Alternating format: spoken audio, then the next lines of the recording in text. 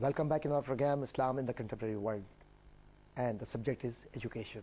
Professor Dr. Qasim Raza Siddiqui Sahab, he was talking about Malaysia. So please. In Malaysia, they felt that in the past they did wrong. Now they have to have put more emphasis on education, providing more, availability and facilities. And they made a system over there. So their basic educational institutions, higher educational institutions, they are doing good at this moment. And there is a time to go, and they will further develop. And we have seen in Pakistan as well that when for higher education, at one point, the government thought that the higher education must be elevated and improved. So they provided, they showed a little bit political will, they provided, money and supported the whole concept. Then there was, we have seen all the public sector universities in Pakistan, they started capacity building. So, sir, and they started doing good, comparatively. Exactly. And this is a genuine reason. That's why Malaysia has achieved its goal. Yeah. Apart from Malaysia, you have seen the world, non-Muslim world. And we cannot ignore their contribution in education and promoting culture throughout the world. What do you observe? What is the top secret of their success, non-Muslim world, with reference to education? Well, I feel that, number one, they are educated people. They have got education, all basic necessary education they have. Then they have got the areas in which they want to have research, There are institutions, whole lot of institutions, they are doing extremely well. And imparting education to the different areas, So they are doing extremely well into that one. But simultaneously, we have to see that globally, there are many areas in which people are doing extremely well, or at least they are trying to do something, which could be beneficial for the whole community, whole lot of the people of the world, Like I just mentioned that, for instance, in China, they have started looking at that globally the people, they want to have better life and style and things, So there is a Western concept, they have got philosophies, and there is an Eastern concept and philosophies. So in China, very first time they said that if the Western philosophy and the Eastern philosophy, the way of life, and for the betterment of the mankind and humanity, if there is a harmony in these two thinking, we can do better for the humanity. So they started that forum. This is known as Beijing Forum, and it's a very productive and active forum. And recently, last month, there was the very meaningful and a very large gathering of the world educationists in Doha, in Qatar. It is very important. Under the Doha Forum. They have made available, they made a forum which is now known as World Innovative Summit for Education. And there were amazingly 1,200 top people, from all over the world, from Nicaragua, India, Pakistan. You mean Bangladesh. Educational leaders? Yes. And main theme was that in spite of the difficulties and problems in many countries of the world, Muslim countries, the other countries, education should reach to the needy people. So out of that, lot of, in that problem, they have made of their own system by the people of these countries, So education can bring a great change, and it would make a great difference in the world. Dr. Qaiser, you are associated with the university. You have experience outside Pakistan.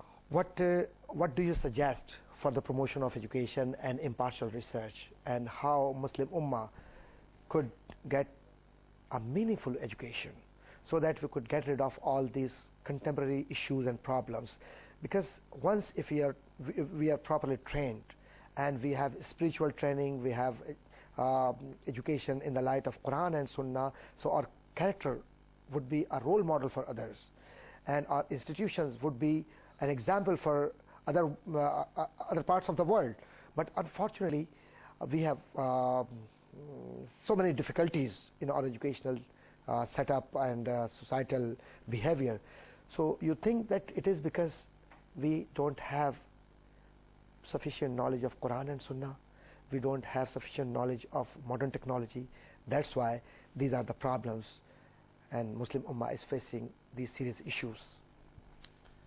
Actually, they should realize first the importance of the education. What is the importance of education?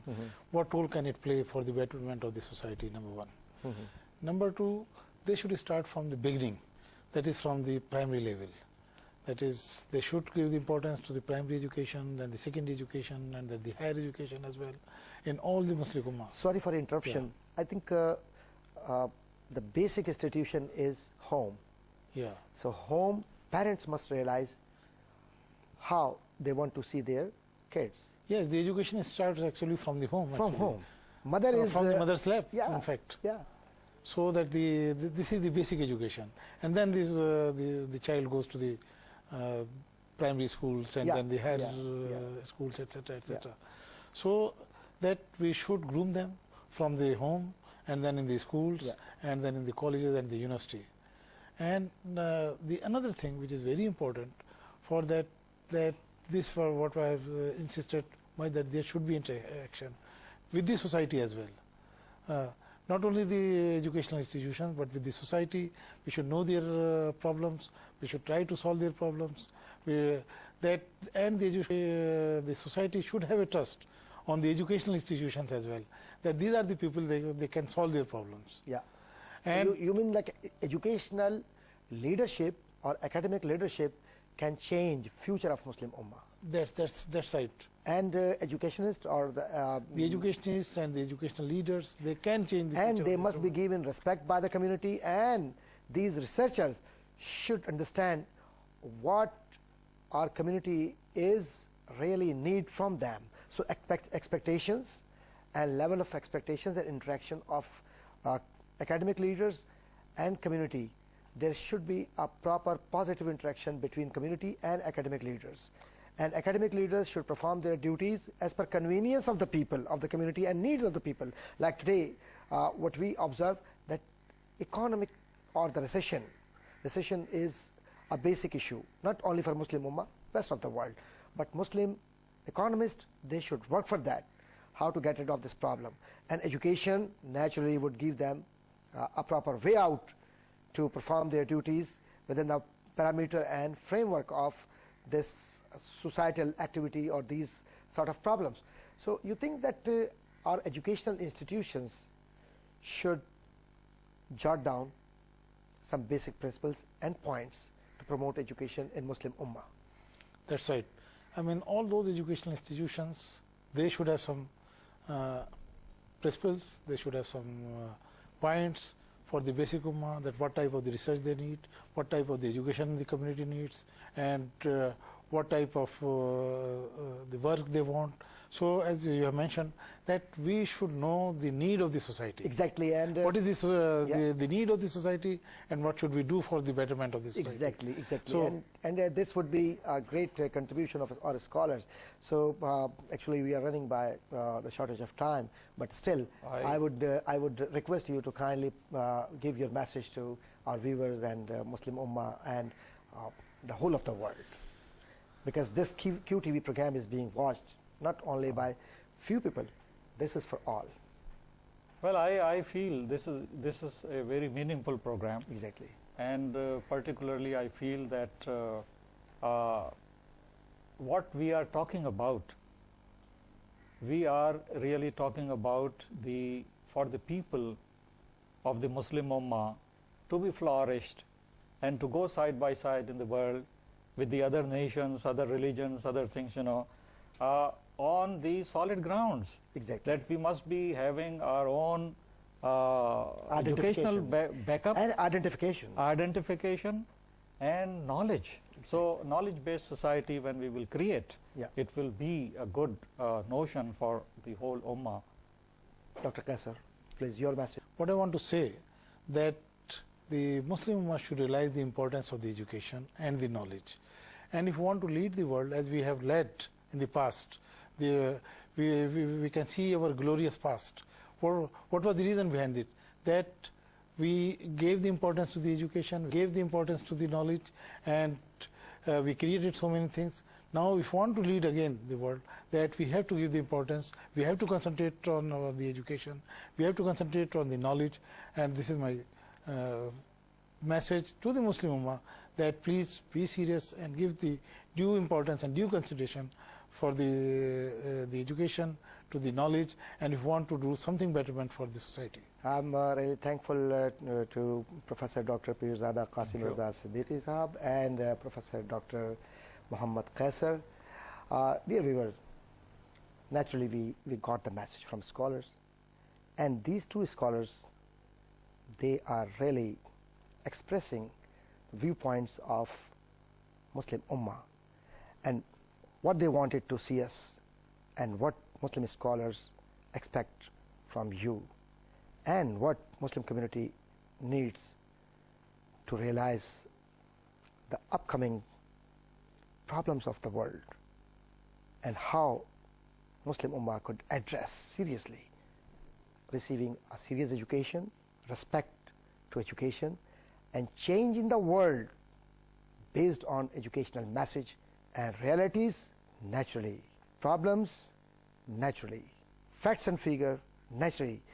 These are around these issues, but one thing, if we keep it on our mind and we realize that we can beat the modern challenges if we receive education in the light of Quran, proper training, and use the modern technologies for the betterment of humanity.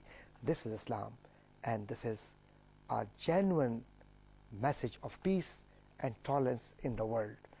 Thank you very much being with us, and I believe this program must have served to you and to the rest of the world. With a prayer, may Allah bless all of you. I would say Khuda Hafiz, and on behalf of QTV, I'm really thankful to everybody who is watching this program. May Allah bless all of you. Take care of yourself. Bye, and Allah Hafiz.